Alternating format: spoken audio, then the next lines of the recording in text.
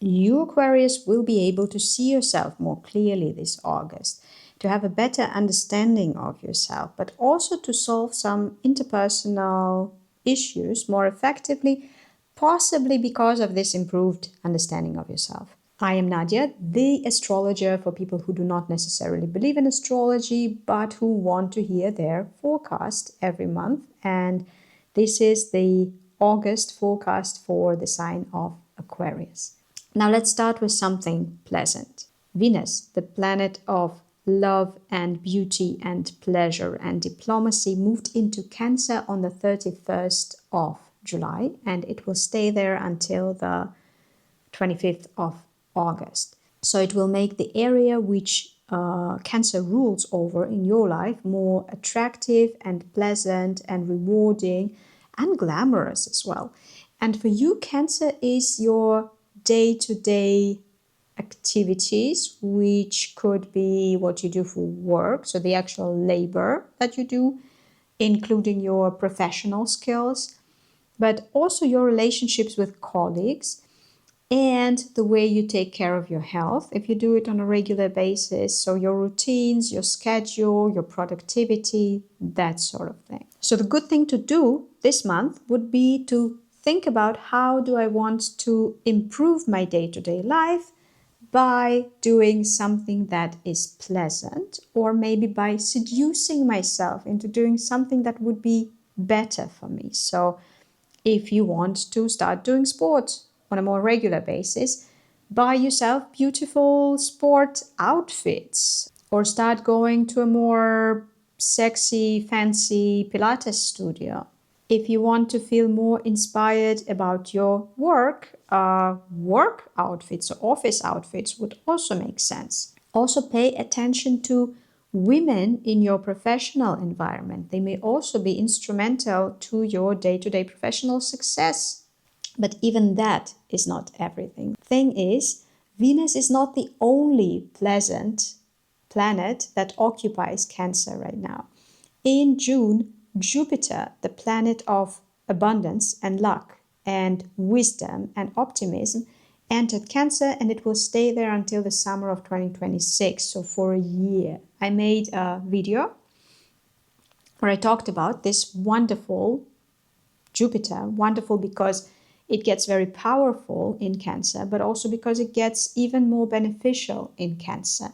And you can watch it if you want to know how to work with it in general. But for you specifically right now, when Jupiter is working together with Venus in Cancer in your area of day-to-day life, it's important to be optimistic about what your day-to-day life may look and feel like. The worst thing you can do right now is to try to discipline yourself into something unsexy, ugly, unpleasant, and I don't know, small. The good thing that you can do right now is to dream bigger about what your day-to-day life may be, what professional skills you may learn probably, what your new job description may be, which colleagues you may have, etc. And yes, the changes you introduce into your day-to-day life now should be optimistic and should be, while Venus is still here, at least a little bit glamorous. You must be attracted to the new idea of your day-to-day life. Mars, the planet of drive and energy and conflict and the ability to stand up for oneself, is moving into the sign of Libra on the 7th of August. Wherever Mars goes, there must be some action, there must be some hustle. In your case, Libra rules over activities that expand horizons.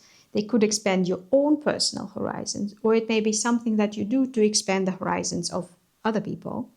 So it could be travel or working in the travel industry, or it could be science or education, media, publishing, culture, philosophy, like making sense of things also counts. And so after the 7th, you should become more active in these areas. So if you are professionally involved in one of those areas, then become more ambitious. Behave as if you wanted to win. Mars wants to win.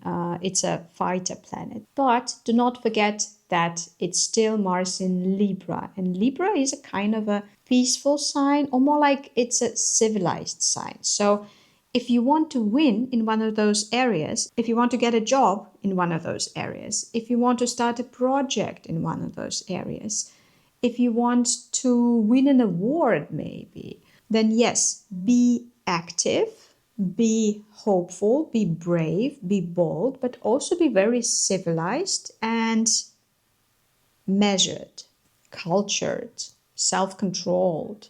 It's very possible to be all that and also be a winner. Now, the event that is more important for you than for anybody else is the full moon in your sign, Aquarius, that will happen on the 9th of August. To celebrate it, you may think back on what you have wished for yourself, what you have planned for yourself for this year of your life when you had your birthday. So if you made some kind of a list of things I want to do when I am, I don't know, 25, 36, 47, whatever your age is right now. Or if you remember making a wish, then the days surrounding the 9th, so surrounding this full moon, would be perfect to see how it's going. Are you moving in this direction at all?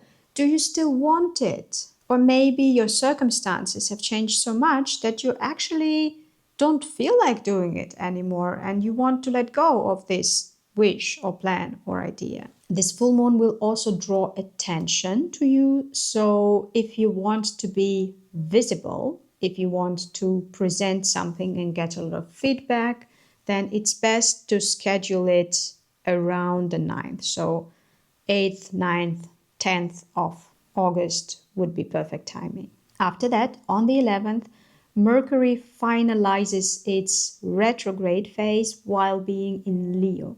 And Leo rules your area of important one-on-one partnerships or relationships in general. It could be a romantic partnership, it could be friendship, it could be creative collaboration or a business partnership. Or it could also be the relationship you have with your opponent, your enemy, someone who is also very important to you and is kind of equal to you, so like a competitor, and who motivates you to do things. Maybe there was some hold up in what's happening with those relationships, and then Mercury stationing direct on the 11th will allow things to unfold. Maybe there was some miscommunication that could be corrected again after the Mercury direct. Or maybe you were thinking, considering, reconsidering, reevaluating how you or where you stand in those relationships. And you will be able to use those conclusions that you have reached and then make decisions, or at least bring up some issues with your partner or your friends or your enemy. Now, the coolest feature of the astrology of August, but is also the coolest feature of the astrology of 2025-2026 in general. I made a video on the astrology of 2025-2026 and I talked about it extensively there. Now I will try to put it shortly. It's the 4 slow planets, Saturn, Neptune, Uranus, Pluto, that have recently, in the past 1 year, entered new signs, which in itself is really cool and rare. So all of those 4 planets are bringing new energy already. And then in August, they will be forming harmonious, helpful aspects with each other. It is incredibly cool because it creates opportunities for exchange of ideas, for collaboration, for trying things out together, for creating new reality, basically, in a very optimistic, hands-on, experimental manner, collaboratively. And so to use this energy, you should be doing all of this, exchange ideas, collaborate, etc. But it's also nice to pay special attention to the areas of life which this combination of planets strengthens in your chart. For you, that would be yourself, how you see yourself, how you are changing, what your new ideas about yourself are, how powerful you think you can be. This should be something new, this idea of power for you. Then it's also the topics that interest you, what you do in terms of intellectual labor or your voice and how you use it and how you are making sure that this voice is heard. And it's also the area of joy in a broad sense, which could be romance, parties, shopping, games, but also children. In astrology, children are kind of like compartmentalized. If it's about taking care of children, it could be fourth house or sixth house. But if we look at children, and we're so glad that we have them, and they seem so cute and wonderful, or we want to have children, this is the area that will be also activated. So some combination of those three areas: self, intellectual interests and voice, and then things that bring you joy. Try to be active in those areas and see what comes out of it. August may surprise you in this regard. Although I have to say, it's not really necessary to commit to something yet if you don't feel like it. Maybe explore your options right now and then wait until 2026 when this configuration will appear again. And then you can commit and really invest into something that will come out of it actively. The new moon of this month is the new moon in Virgo that will happen on the 23rd of August.